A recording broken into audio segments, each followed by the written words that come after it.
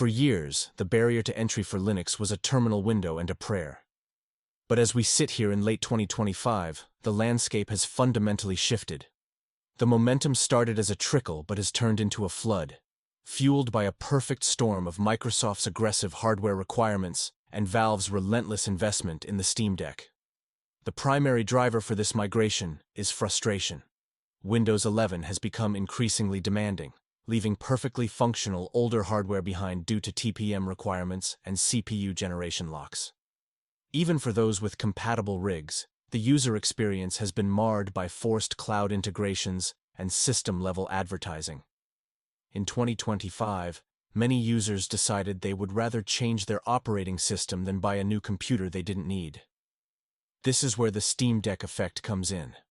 By proving that a Linux-based handheld could run AAA titles with console-like ease, Valve did more for Linux adoption in 3 years than the community did in 20. The underlying technology, Proton, has reached a state of maturity where over 90% of the top 1,000 games on Steam run flawlessly. We are no longer talking about workarounds. We are talking about a click-and-play experience. However, the real star of 2025 has been the rise of gaming-focused distributions like Bazzite.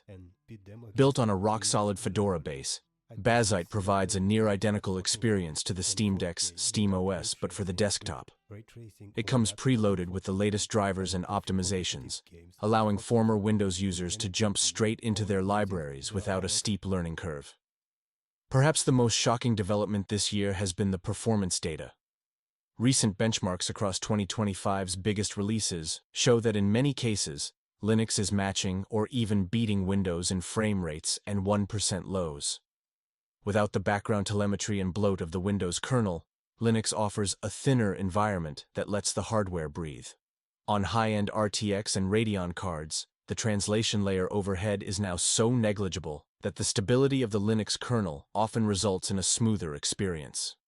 As Linux officially crossed the 3% mark on the Steam hardware survey this November, it's clear this isn't just a niche hobby anymore. It is a genuine movement of users reclaiming control over their hardware. The era of being locked into a single ecosystem for gaming is over.